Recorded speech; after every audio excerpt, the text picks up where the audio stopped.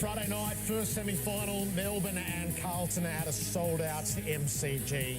Our players, part of all the action at this time of year, both victorious on the weekend. Sam Doherty's tasted final success at last. Sam, it's great to have you on 360. Thanks, Jared. Thanks for having me on. And Jeremy Howe, we're a bit distracted because Jeff Gleeson is reading his verdict right now. Welcome. Thanks for having me, guys. Just so we're about to find out, are you on tenterhooks about it?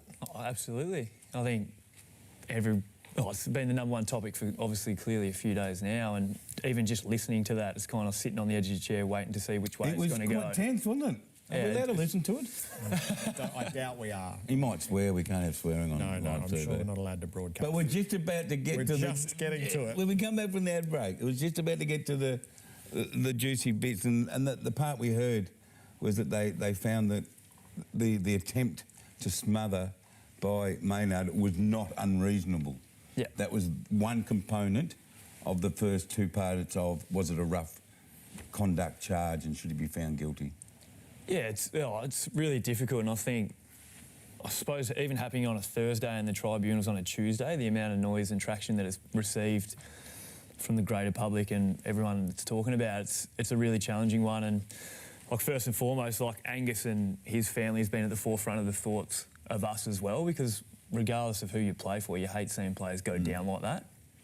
But we believe the case around Braden's intent and the way that he performed and attempted smother, we feel like it was within reason, but it doesn't change the fact that we still hope that Angus's health is going to be at the forefront. So he's not guilty under the general provision of rough conduct, and now they're specifically addressing the general provision, the bumping provision of rough conduct. So reasonable to smother in the manner that he did. Impact was possible but not inevitable, and accepted the evidence of Professor Cole that there was just no time to make a conscious decision. And they took into consideration that that Angus Brayshaw went slightly off his original line.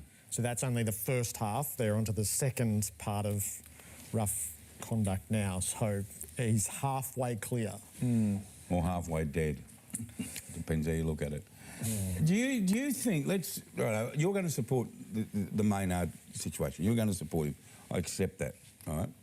Do you think, after listening to everyone talk about it, that the players, and jump in, Doc, that the players are now, regardless of the result tonight, we're going to expect you guys to have greater forethought about the potential to cause damage? I think we're starting to get an understanding of how hard the game is and the decisions that have to be made in games. And I'm a personal view. You go. Just take a breath. I'm sure he's been cleared here. David Zita, how has this landed? Braden Maynard, I'm working on the decisions and the reasons, but Braden Maynard has been cleared to play. He is free to play. The rough conduct charge has been overturned. Braden Maynard has no case to answer from here on in. He has been cleared of rough conduct and he is free to play in Collingwood's next match and the matches beyond, guys. So there were 4 thresholds to clear and he's cleared all of them. Just your first reaction? Oh, obviously, yeah, you're happy that the result landed that way for us. It doesn't make you feel any better with what happens with Angus and how he's feeling at the moment, but clearly for us, he's an important player, and the club felt like they had a case that was going to be strong enough to get the result. So, yeah, I'm happy about it, but like I said, it doesn't make me feel any better about what happened to Angus. Do you agree with the decision, Doc? Yeah, I do. I was, as I was saying before, I think there's an inherent risk in playing AFL footy that sometimes in football actions people are going to get hurt, and that's whether that's concussion, that's other injuries, and this is just an unfortunate, in my eyes, it was an unfortunate accident. He's gone up in a game that's very important to the footy club to smother the ball. On the way down, you've got, I think I read before, it was like 0.15 of a second to try and change your body position or get out of the way, not bump him. Or make the right decision with your body. But you try and make a decision once you're in the air in 0.15 of a second to try and change what you're doing in the air. Where essentially the duty of care would have been to not jump and smother. That's if we're going that far. But that's smothering in our game of footy is an integral part. And I don't think we'll find too many situations where this will exactly happen, but I think it just highlights that there's risk in playing AFL footy, and that's okay. We'll go out there knowing that. And very unfortunate for Angus to be in the situation he's in, but yeah, I'm pleased that he's got off. What's your thoughts, Stuart? Yeah, I'm totally comfortable with the way that case unfolded, that it is an outcome that matches the circumstances, that it was reasonable to embark on the smother, that the impact was possible but not inevitable. I totally accept that, having listened to the whole case, and that the 0.12 or 0.15 of a second is Like that. it doesn't allow a conscious decision. All it allows is the flinch, and the flinch on here is regrettable. It has an awful outcome, but it was a flinch and not a conscious decision, and that's from the experts. That's what the science will say. And I think even as players, like we've been incredibly, the education and the way that it is trending, yes, with the head trauma that's been affected with players not only playing but the ones in the past. I think with the bumping and the tackling, they picked up on a large trend and had enough information around what was happening with that. And I feel like we've been able to eradicate that, or at least like the suspensions are being upheld and people are trying to get around with those things. But I feel like this one was a completely different scenario in terms of the way that it unfolded. And like I know that happens, the way that unfolded, coming off the front of the square and people exiting out the front of stoppage, happens 25 times a game. But do you jump up and have that same effect? I dare say Bruzzy probably won't next time, but things like that can happen. But I feel like the trend of the game was tackling and bumping because we had multiple concussions with those scenarios. This was just a completely different kettle of fish. So whether or not they got enough information, I'm not sure. But Are you emotional about this? because it happened on Thursday to like someone who's so much loved at the club, and I just feel like the way he'd been treated.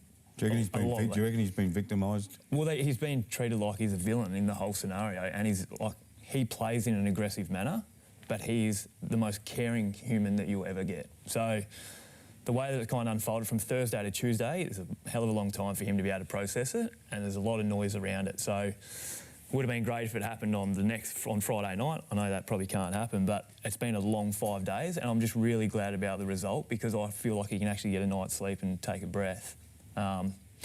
And he was just so remorseful by getting in contact with the family and Angus, and to Angus's partner as well. And that's just the kind of guy he is, regardless of who it is. He will always do that stuff. So nice to get the result for what is a caring guy. What about the accusation that he deliberately went out and hurt in that moment? He tried to hurt Angus.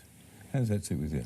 Not well at all, because I don't think he doesn't do that. I think he tackles aggressively as anyone, but he's not going out there to try and knock someone out. I don't think anyone can draw those kind of conclusions. And he trains extremely aggressively as well. And that's kind of what we love about him. So, I can't elaborate too much on it other than that. 4 hours and 4 minutes the case took, and we're on standby to hear from Brayden Maynard out at Collingwood, so we'll head there as soon as that looks likely. What'd you make of finals footy? Bit of a change of direction there. That was great. It's been a fair build-up for us players over a long period of time. Our last finals in 2013, so you double that down with our amazing supporter base. They've been waiting for this moment. So no, it was pleasing. The game, the atmosphere, have a home final was pretty incredible, and to be able to play the way we did and get the result was awesome. But careful not to be the one and done. We've got a pretty important job this week to do. So the list of those who waited, so we saw it repeatedly across the build-up, so Cripps and Wiedering, and you were third on that list, having waited 151 games. So was it worth the wait? Never mind the fans, was it worth the wait for you? No, it's a tough one. It's I'm a big believer in the journeys, the fun of it anyway, although mine hasn't been littered with finals appearances and final success. Ultimately, you're trying to win the grand final. So you can play in 40 finals and not win a grand final. You can play in none and not win a grand final. So, it's the journey to get here has been very up and down, and I'm pretty proud of the group that we've got now, and in terms of the resilience and the commitment that we've got to each other and into the way we play. So it's exciting moving forward. We've got a massive game against the D's we played not long ago. So both times we played them this year have been a bit of a defensive struggle, so that'll be a bit of fun. Footy's about character, okay? It is the character of Collingwood, character of players.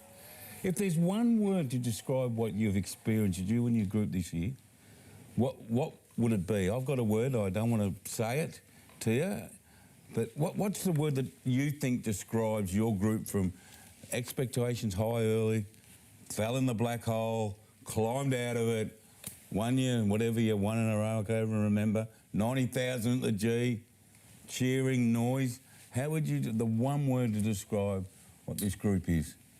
Not great with words, but I'd probably say conviction, I would say. If you take up the first half of the year, there's sort of a bit of a downhill slide, and there was a lot of us with a view of what we were in the footy club, and that was shared from the top level of the footy club about what we want to be. And I think to have the conviction to hold strong through that period of time, and off the back of that, the group has been well documented. We went away, we committed to being the team that we wanted to be over the back end of the year, and committed to our contest and our pressure, and our ability to be able to back that up and really go after it and show it. I'd probably say that would be the word that I'd use. What was yours? Resilient. I knew you'd go with that. Yeah. Resilient.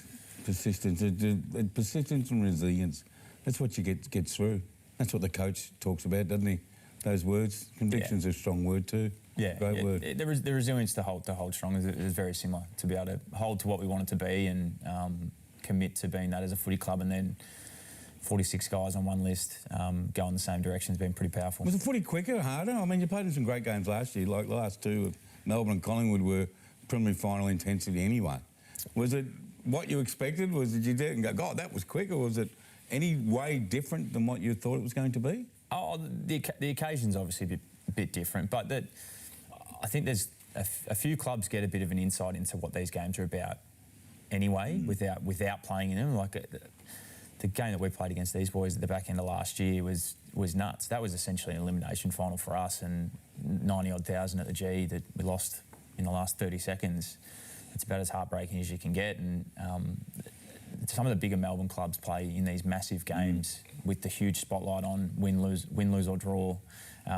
So in a way, we're a bit blessed with that. Blessed sometimes it can be a curse as well, but that experience of going through those games and living in those moments definitely held us in good stead come in the first final, because obviously Sydney started coming back, and to be able to stand strong and commit to what we were doing, and play the back end of that last quarter the way we should without much panic was really good from our group. Have you seen Darcy Moore with a cast on his arm?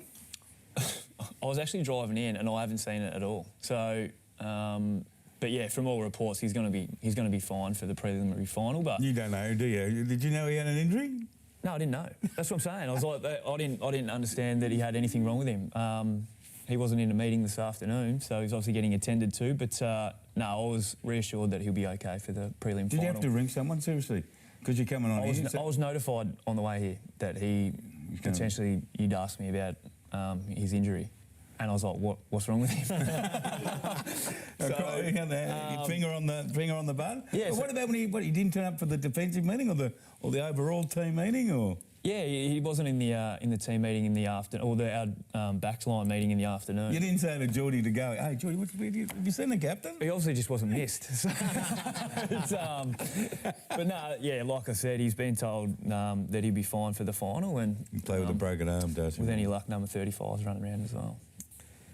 Yeah, in 2 weeks, yes. Yeah. Does that feel like a certainty in what you're seeing?